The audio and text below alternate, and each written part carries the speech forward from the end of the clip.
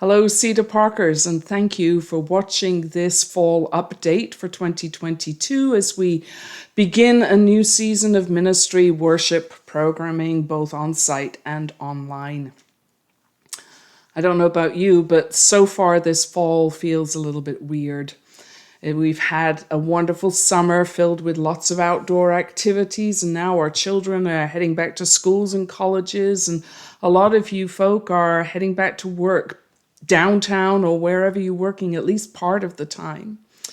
It's also a season where choirs are just starting up again, and there are concerts and theaters filling up their schedules and even renting our space, which is great. And generally, I think people are just trying to do whatever they can to fit into this new normal with COVID-19 as a still present reality, and we're doing it with varying degrees of caution and enthusiasm. And we're very much a part of that crazy mix-up as well here at Cedar Park. The staff and the board, we're all agreed that our focus for this fall 2022 is all about rekindling community.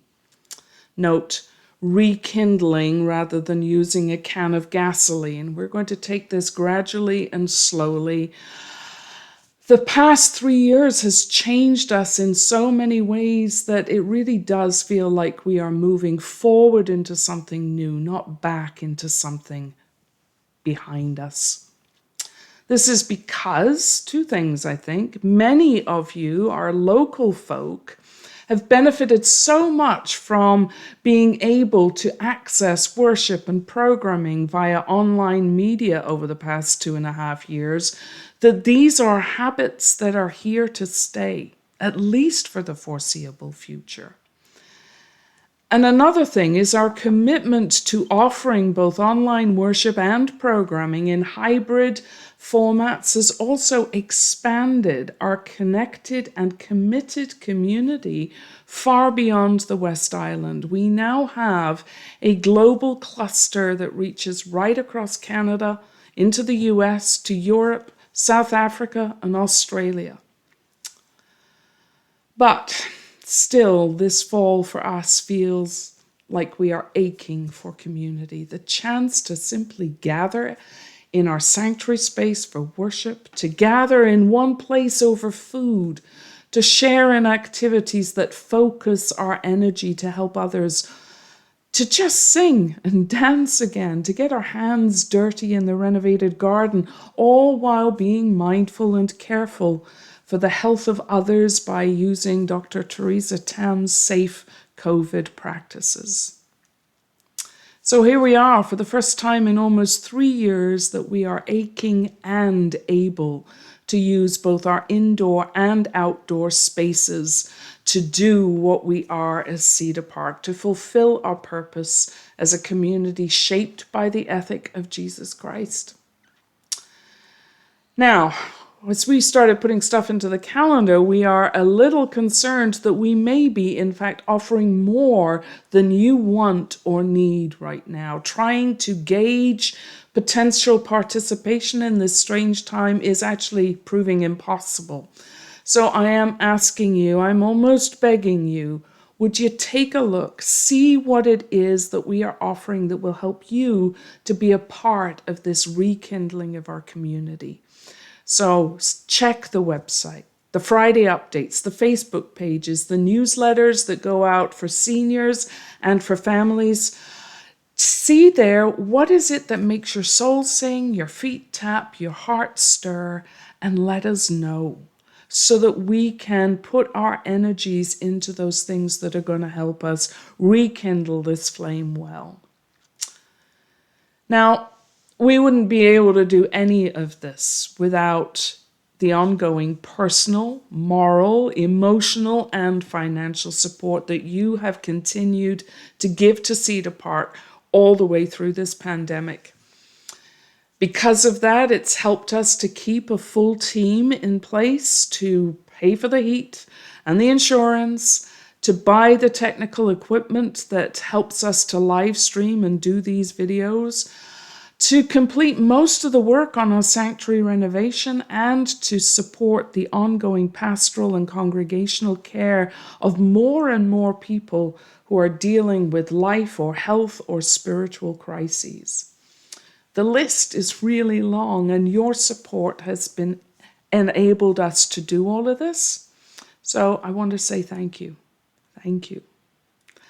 We are in better shape than many organizations are, but we do want to keep making a difference for good in the world. So if you can, please keep up your support. Thanks. This summer has been particularly tough on many of us. In this Cedar Park community, there has been death and illness, physical and mental exhaustion, nervousness about the future, and it has all impacted pretty much every one of us, and the board is not immune. So due to personal circumstances, our board chair, Paul Clark, and board member, Jackie Snyder, have both resigned effective this month. And Paul was clear that he wanted me to say to you in words of one syllable, it's not anything that anyone has or hasn't done at Cedar Park. He's not ticked off. It's just time for him to step back. And I wish to thank him here on your behalf for his diligence, his calm wisdom, and his wry humor, which help to make working alongside him a privilege and a delight. And Jackie needing to take time with her family, we hope that she will be able to re-engage as time permits. So at the board meeting that we held on Tuesday, the feeling was really strong that this is not terrible news. It's a situation that presents us with an opportunity, particularly right now as we want to rekindle community in life-giving ways. So at the board, we did three things. We revisited the polity and legal requirements for governance of our congregation. We recommitted ourselves to reviewing lay volunteer positions on and off the board to keep them doable. And lastly, we fell a little bit in love with an idea that was shared with us from another congregation, which is to bring all of this to you in a series of congregational gatherings. They're likely to be synchronous and hybrid so that we can connect all together at one time to see where we're at, to gauge what we want and need to be a faithful and effective, passionate and compassionate community of faith in the coming months. And I don't know, maybe it was God's wink at us to say, go for it. When Callie Walsh, who's been on our board for a couple of years and a member at the church for the past 10 years, volunteered to step into the board chair role pro tem while we figure out the details for these congregational gatherings. And Peter Fortin has stepped in to fill the vacant treasurer's position for the upcoming year, working alongside the finance team, the staff, and the board. So that is thrilling news, and thank you to both of you. I miss people. I miss that innocence before we knew what an N95 mask was. But I'm also deeply grateful for this community, its care for one another, your investment of love and care into our health and well-being. And I hope that some of you will gather with me in a couple of days' time at the longest table event on Saturday. I wonder what it is you're going to bring with you to eat. Who is it you hope to see? And of course, we will gather again the following day on Sunday in worship, on site and online. Because we are who we are, and we do what we do, and what we do matters to God and to the world. So thank you for watching this update. God bless.